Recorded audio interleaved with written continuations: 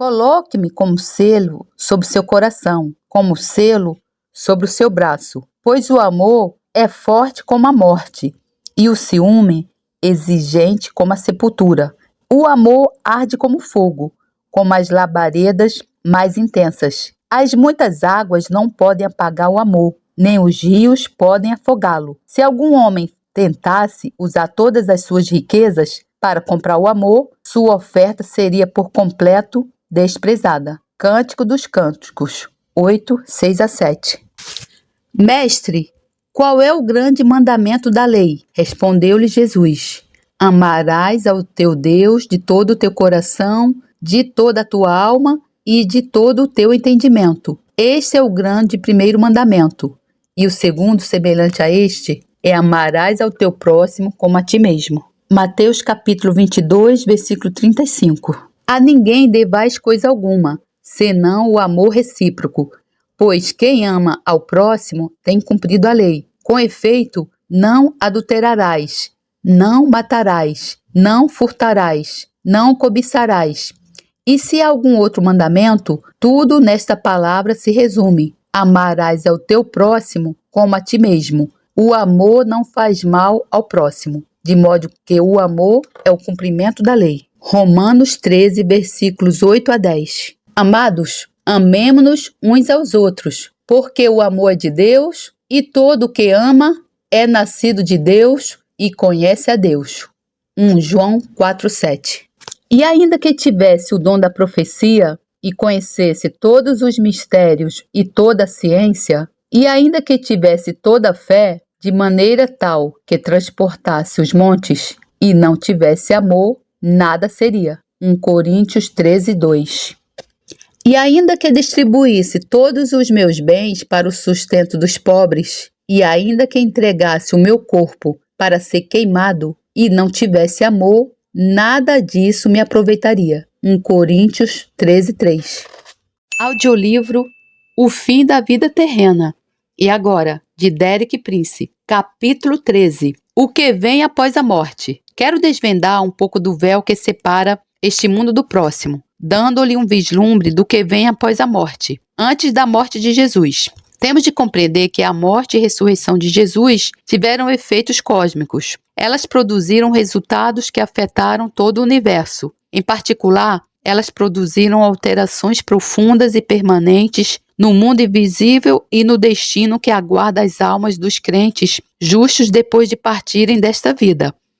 A melhor forma de compreender o destino atual do homem e o seu destino após a morte é vermos o método da criação do homem, tal como ela é descrita em Gênesis 2:7. E formou o Senhor Deus o homem do pó da terra e soprou em seus narizes e fôlego da vida, e o homem foi feito alma vivente. Aqui observamos que todo da personalidade humana tem duas origens distintas. A parte material do homem, o seu corpo, tem origem na terra. Ela vem de baixo. Mas a parte material do homem, a sua alma, tem a sua origem em Deus e vem de cima. O homem é assim uma união de constituintes de duas origens diferentes: física, de debaixo, da terra, e espiritual de cima, de Deus. Temos de ter isto em mente ao estudarmos o destino atual do homem.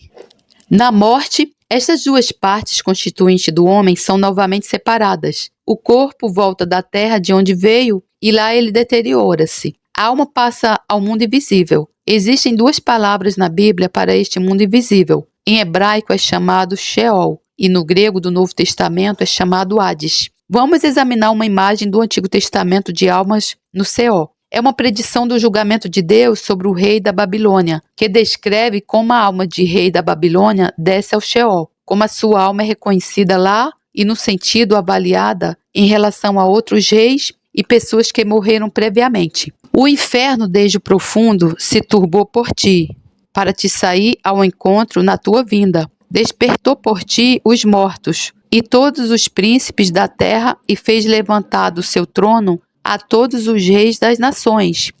Todos estes responderão e te dirão: tu também adoeceste como nós e foste semelhante a nós. Isaías 14, 9 e 10. O Sheol não é o último destino das almas que partiram, mas um sítio de aprisionamento temporário. esperando a ressurreição final e julgamento. Daqui a pouco veremos uma descrição disto.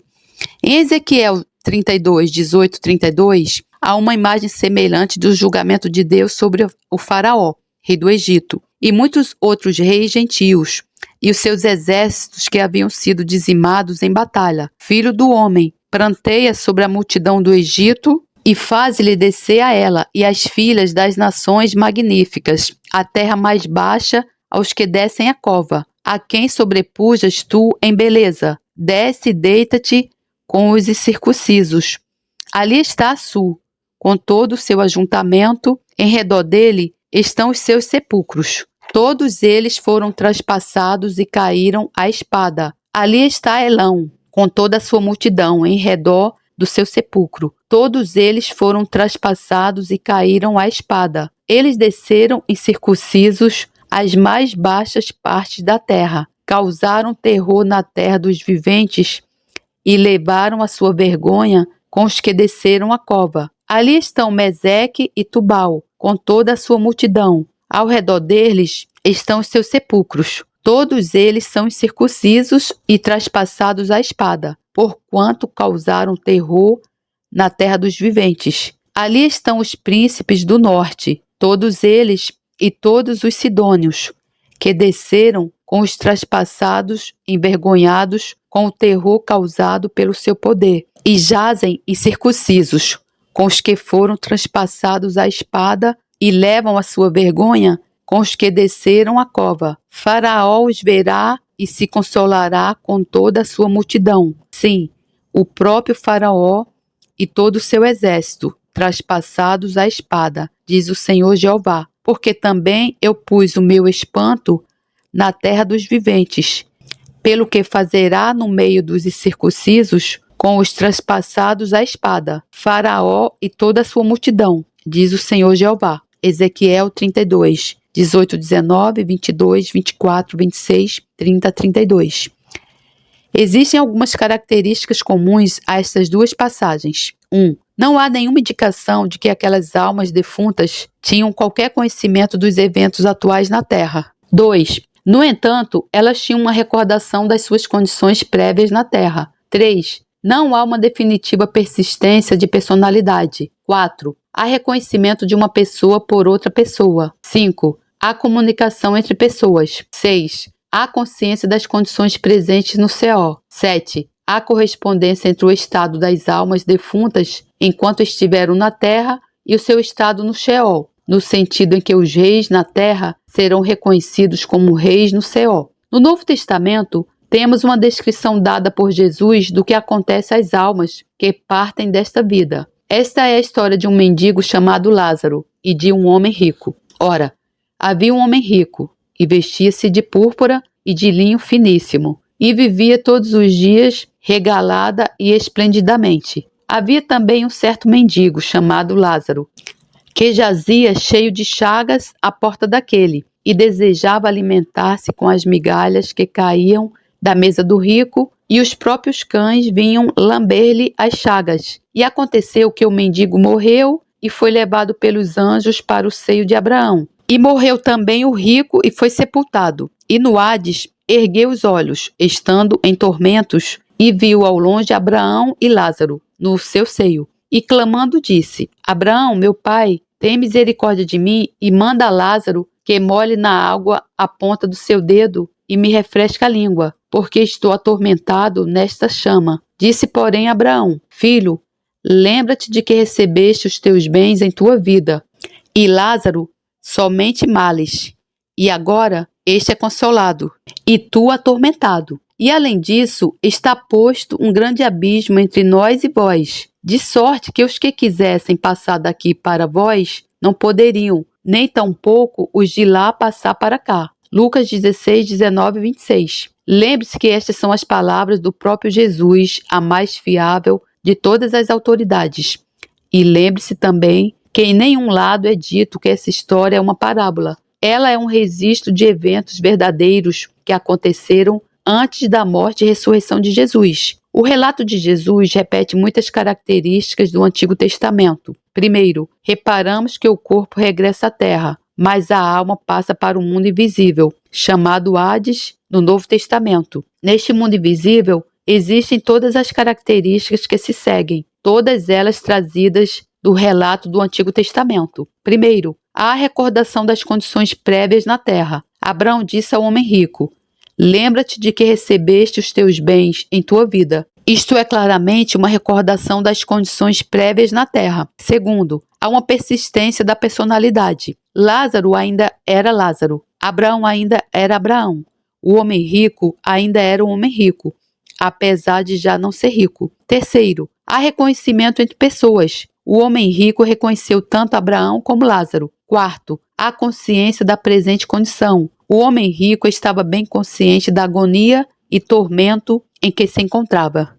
Contudo, há uma importante característica extra que é adicionada nesse relato de Jesus. Há uma total separação entre os justos e os injustos. Apesar de ambos estarem nesse sítio reservado para as almas que partiram, eles encontravam-se em seções diferentes. E há uma grande diferença entre o que lhes está a acontecer. O perverso homem rico está em tormento, está se atormentado por chamas. Mas o justo homem pobre está num local de descanso que é descrito como o seio de Abraão. A menção de Abraão particularmente indica que é para os que seguiram os passos da fé de Abraão. Uma outra característica importante está incluída na descrição dada por Jesus. Os anjos de Deus tomaram conta da alma de Lázaro. Anjos carregaram-no para o seu local de descanso. Vemos também que isto corresponde à experiência dos homens perversos. Os anjos de Satanás encarregaram-se das suas almas. Isto é descrito em Apocalipse 6:8.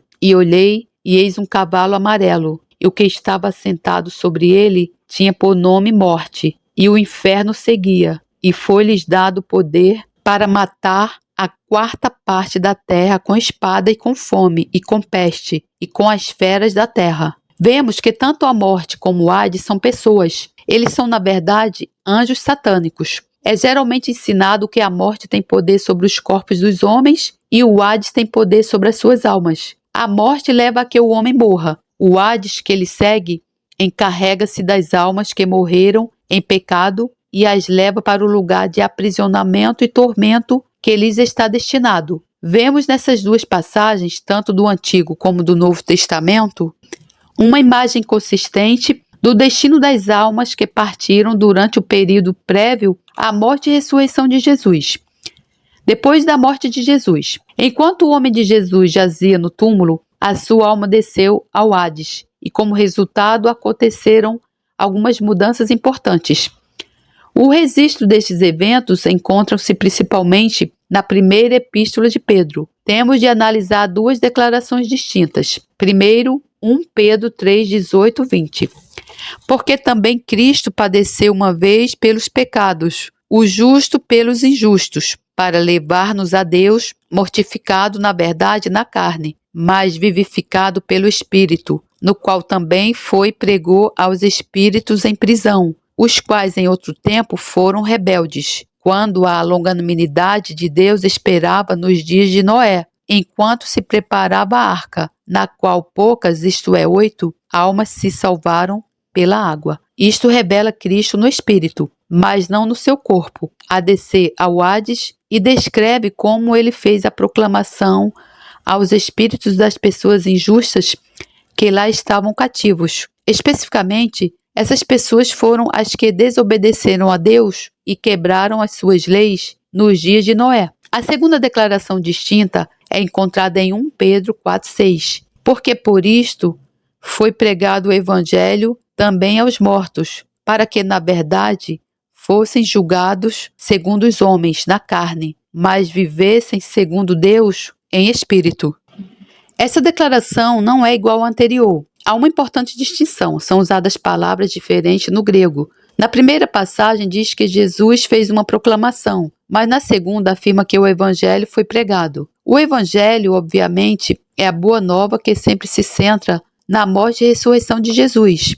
Qual é a diferença entre as duas e o que aconteceu ao certo? Vejamos primeiro o que aconteceu aos crentes justos no seio de Abraão. Para eles, Jesus trouxe boas notícias, o Evangelho. As boas notícias eram estas. A morte de Jesus e o derramamento do seu sangue haviam pago o preço pelos seus pecados. Consequentemente, Deus estava agora preparado para lhes dar o perdão completo e libertá-los daquele lugar de espera. Os seus corpos haviam sofrido o castigo pelo pecado, que era a morte, mas as suas almas receberam o perdão de Deus através da sua fé em Jesus. Agora vejamos o que aconteceu aos injustos nessa prisão. Jesus fez-lhes uma proclamação. Tanto quanto sei, não há qualquer registro na Bíblia com o teor desta proclamação. Gosto de parafrasear a proclamação de Jesus nestes termos: este lugar está agora sob nova gerência. Por que digo isto? Veja o que Jesus disse a João na ilha de Patmos, quando ele apareceu na sua glória.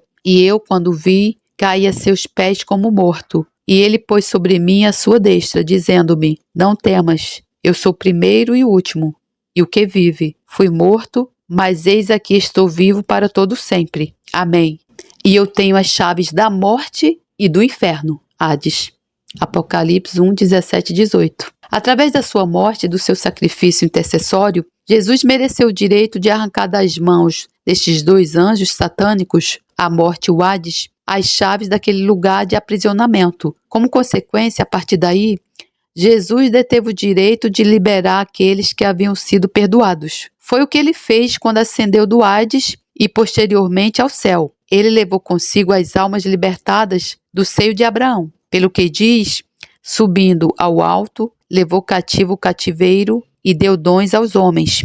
Ora, isto ele subiu, que é senão que também, antes, tinha descido às partes mais baixas da terra. Aquele que desceu é também o mesmo que subiu acima de todos os céus, para cumprir todas as coisas. Efésios 4, 8, 10. Essa escritura diz-nos que aqueles crentes que haviam sido aprisionados no Hades tornaram-se os cativos de Jesus através do seu sacrifício expiatório e através do preço que ele pagou com seu sangue derramado. Ele obteve os direitos para libertar aqueles cativos e levá-los consigo quando ascendeu aos céus. Portanto, depois de ter descido às partes mais baixas da terra e ter trazido as boas novas de redenção aos cativos no seio de Abraão, Jesus libertou-os usando as chaves da morte e do Hades que havia recebido. Então, quando ele ascendeu ao céu da presença de Deus, ele levou-os consigo. Ele levou cativo um exército de cativos. Isto também é descrito em Mateus, onde fala acerca da morte de Jesus na cruz e os eventos que se seguiram. E eis que o véu do templo se rasgou em dois, de alto a baixo, e tremeu a terra, e fenderam-se as pedras, e abriram-se os sepulcros, e muitos corpos de santos que dormiam foram ressuscitados. E saindo dos sepulcros, depois da ressurreição dele, entraram na cidade santa e apareceram a muitos. Mateus 27, 51 a 53. Isso refere-se à multidão de cativos que Jesus libertou. Hebreus 11, 40. Fala-nos acerca dos santos do Antigo Testamento, comparando-os aos santos do Novo Testamento, provendo Deus alguma coisa melhor a nosso respeito, isto é, os santos do Novo Testamento, para que eles, os santos do Antigo Testamento, sem nós, não fossem aperfeiçoados. Somente após a morte e ressurreição de Jesus, poderiam os santos do Antigo Testamento entrar no que haviam crido, confiado e esperado ver acontecer. Foi cumprido quando Jesus foi ao seu local de aprisionamento e os libertou, levando-os consigo. Como resultado da morte e ressurreição de Jesus e os eventos que temos estado a examinar, todas as condições para os crentes justos desde aquele tempo foram radicalmente alteradas. A partir daquele momento, os crentes justificados não mais descem ao lugar de espera ou aprisionamento após a morte, mas têm acesso direto à presença de Deus no céu. O primeiro exemplo claro disto é providenciado pelo primeiro mártir, Estevão, cujo martírio está descrito em Atos 7, 55, 56, 59 a 60. Mas ele, estando cheio do Espírito Santo e fixando os olhos no céu, viu a glória de Deus e Jesus que estava à direita de Deus. Disse: eis que vejo os céus abertos e o Filho do Homem, que está em pé à mão direita de Deus. E apedrejaram a Estevão, que em invocação dizia: Senhor Jesus, recebe o meu espírito. E pondo-se de joelhos, clamou com grande voz: Senhor, não lhes imputes este pecado. E tendo dito isto, adormeceu. Antes da sua morte, Estevão teve uma visão clara das regiões celestes no outro mundo. Ele viu a glória de Deus e Jesus em pé à direita de Deus, e soube que era para lá que ele ia. A sua oração foi: recebe o meu espírito. Ele não desceu ao Seol ou ao Hades, mas o seu espírito foi levado diretamente para a presença do Senhor. Então, podemos ler em 2 Coríntios o testemunho de Paulo. Pelo que estamos sempre de bom ânimo, sabendo que enquanto estamos no corpo, vivemos ausentes do Senhor, mas temos confiança e desejamos antes deixar este corpo para habitar com o Senhor. 2 Coríntios 5, 6, 8. Para Paulo, havia 2 alternativas. Enquanto ele estivesse presente no corpo, ele estava ausente de Deus. Mas no momento em que ele se tornasse ausente do corpo, entraria na presença de Deus. Não houve qualquer interrogação sobre a sua ida ao Seol ou Hades, porque para mim o viver é Cristo e o morrer é ganho. Mas se o viver na carne me der fruto da minha obra, não sei então o que devo escolher. Mas de ambos os lados estou em aperto, tendo o desejo de partir e estar com Cristo.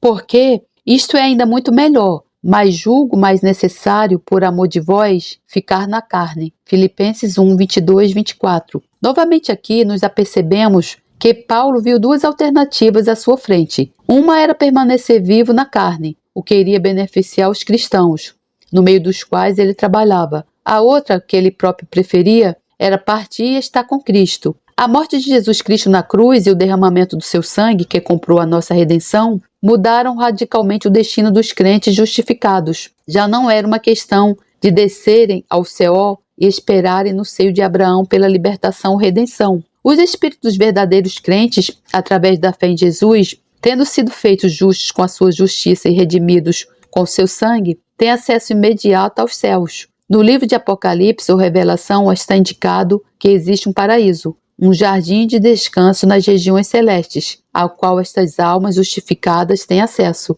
Vê Apocalipse 14, 13. É apropriado concluirmos este capítulo com o texto de 1 Coríntios 15, 55. Onde está, ó morte, o teu aguilhão? Onde está, ó inferno, a tua vitória? A morte e a ressurreição de Jesus roubou o aguilhão da morte e a vitória do Hades. Quão agradecidos devemos ser a Deus por tudo que foi adquirido para nós pela morte do nosso Senhor Jesus Cristo. É verdade. Obrigada, meu Senhor Jesus. Obrigada, Deus. Gratidão do tamanho do mundo. Capítulo 14. A ressurreição dos crentes. No Novo Testamento, a ressurreição dos crentes justificados está sempre associado de perto com a segunda vinda de Cristo. A palavra grega parousia é normalmente usada para essa segunda vinda. Parousia significa literalmente presença. Existem muitas profecias na Bíblia relacionadas com este acontecimento. Existem também diferentes interpretações do que irá na realidade acontecer no regresso de Jesus. Da minha parte, apenas me ofereço para expressar uma simples opinião. Parece-me baseado no significado da palavra parousia, que ela não descreve necessariamente um único e breve acontecimento, mas pode-se aplicar a uma série de eventos que se seguem uns aos outros em rápida sucessão. Em vez de entrar nos aspectos controversos deste assunto, gostaria de listar os 5 principais propósitos que a vinda ou regresso de Jesus irá cumprir. Não estou certamente a sugerir que estes são os únicos propósitos, nem estou necessariamente a sugerir que eles acontecerão nesta mesma ordem. 1. Jesus receberá para si mesmo a igreja como a sua noiva. 2. Israel como nação será salvo. 3. Satanás e o anticristo serão destronados. 4. As nações gentias serão julgadas. 5. Será estabelecido o reino milenar de Cristo na terra. Ressurreição dos justos mortos. Como parte integrante de tudo isto, ocorrerá a ressurreição dos crentes justos.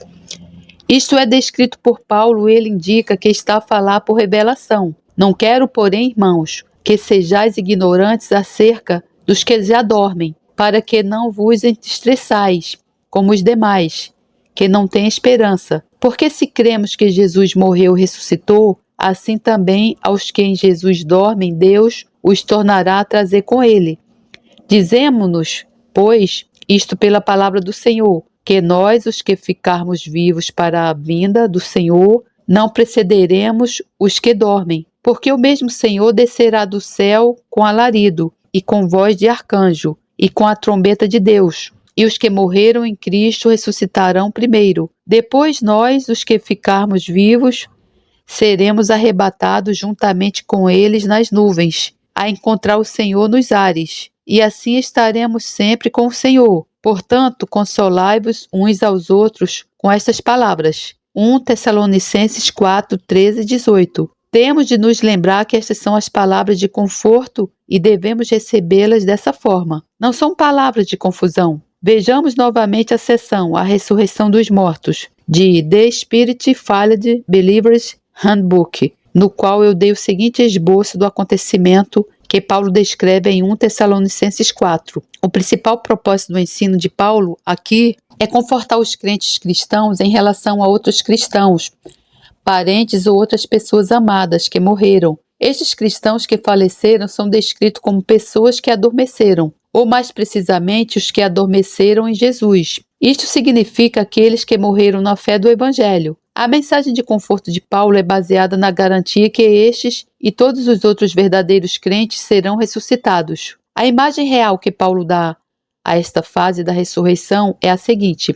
Primeiro, haverá 3 sons dramáticos a anunciá-la. O primeiro som será o grito do próprio Jesus Cristo, tal como ele profetizou. Não vos maravilheis disso, porque vem a hora em que todos os que estão nos sepulcros ouvirão a sua voz. E os que fizeram bem sairão para a ressurreição da vida, e os que fizeram mal para a ressurreição da condenação.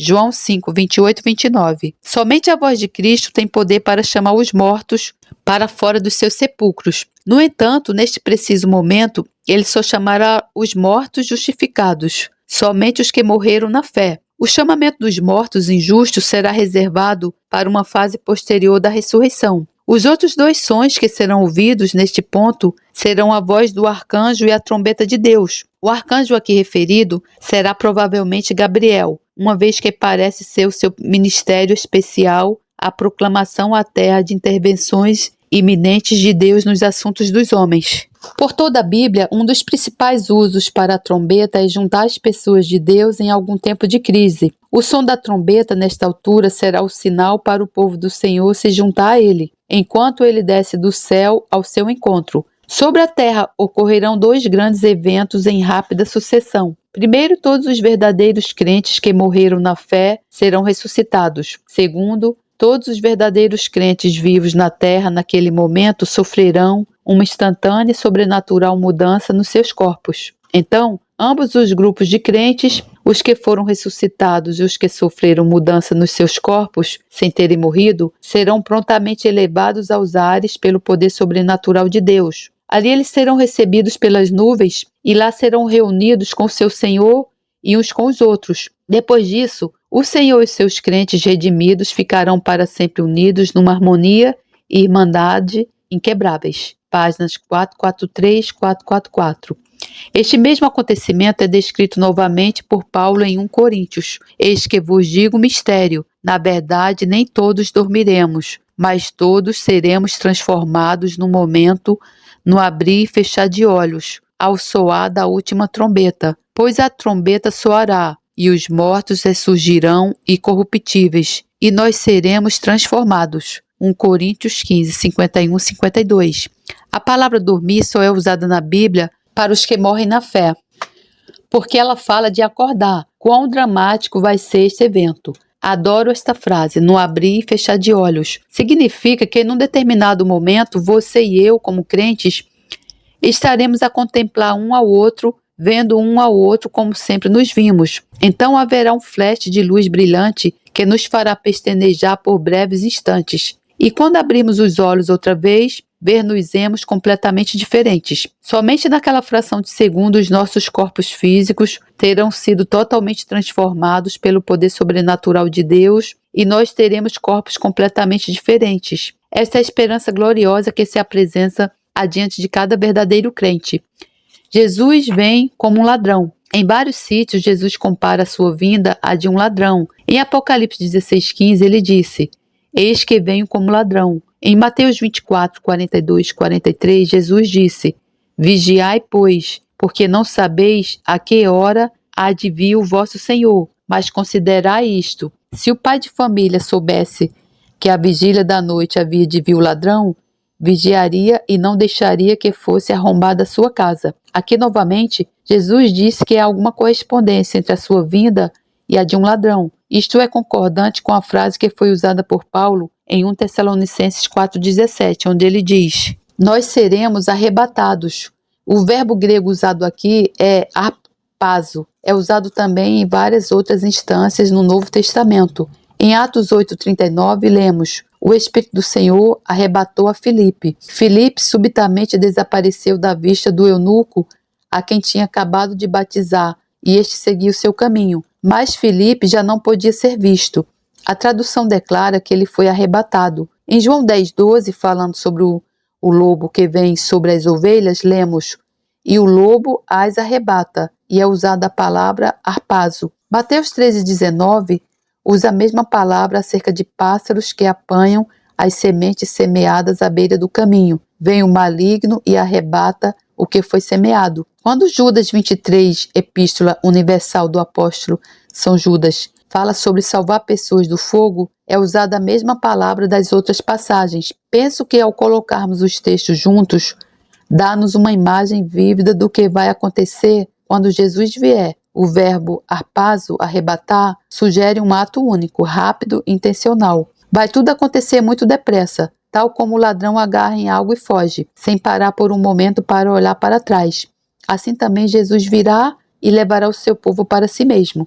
No entanto, há uma diferença importante entre o que Jesus fará e o que o ladrão faz. A diferença importante é esta: o ladrão leva o que não é seu, mas Jesus só vai levar o que lhe pertence. A primeira carta aos Coríntios, capítulo 15, versículo 23, falando acerca do tremendo momento que virá, confirma isto. Diz: os que são de Cristo, na sua vinda. Cristo só virá para os que são dele. Somente aqueles que têm sido redimidos e são completamente dedicados a ele, de forma que já não pertencem a si mesmos, mas a Cristo. Você é um deles? Eu sou deles, redimida, graças a Deus, glória a Deus. Obrigada, meu Senhor Jesus, por ter me redimido de todos os meus pecados. E ao nosso Senhor Jesus Cristo, profunda honra e esplendorosa glória ao Rei de todos os tempos, Deus único, imortal, invisível, sempre e sempre. Amém. Glórias a Deus, louvado seja o meu Senhor, que a graça do Senhor Jesus Cristo, o amor de Deus e a comunhão do Santo Espírito estejam com todos vocês. Amém.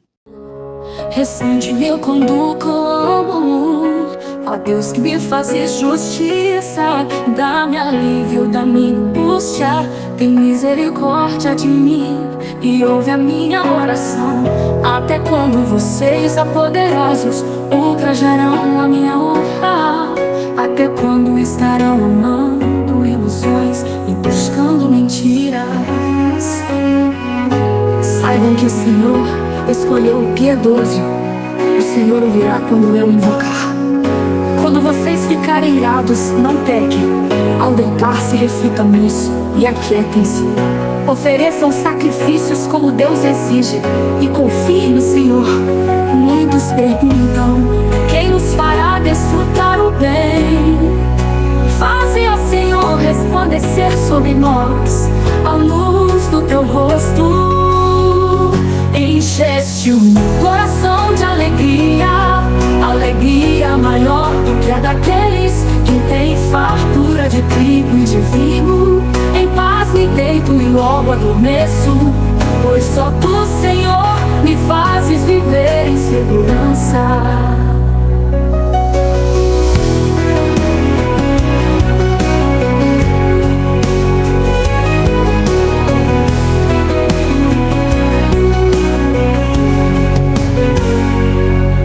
Até quando vocês, ó poderosos, ultrajarão a minha honra?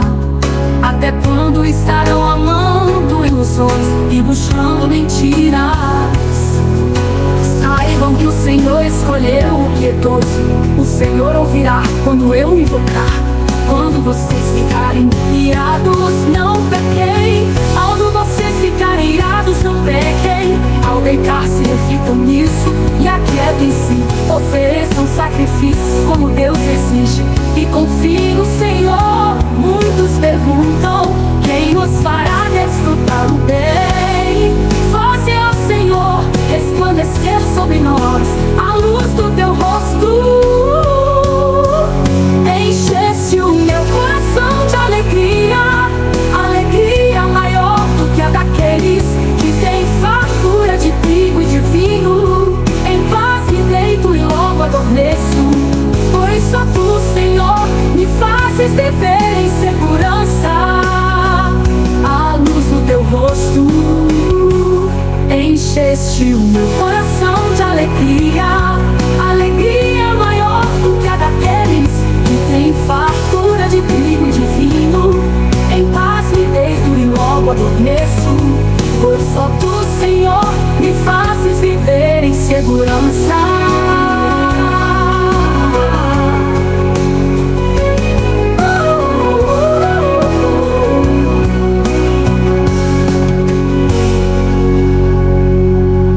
Encheste o meu coração de alegria, alegria maior do que a daqueles que têm fartura de trigo e de vinho.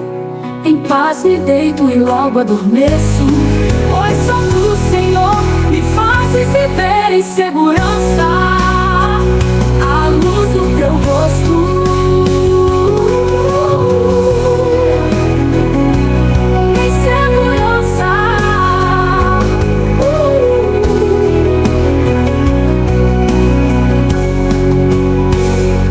Em segurança.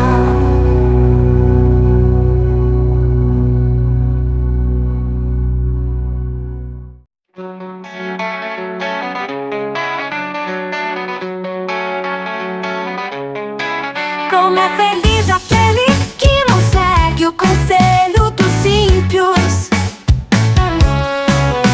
não imita a conduta dos pecadores, nem se assenta na roda dos zombadores. Ao contrário, sua satisfação está na lei do Senhor, e nessa lei medita dia e noite. É como árvore plantada à beira de águas correntes, dá fruto no tempo certo e suas folhas não murcham. Tudo que ele faz prospera. Não é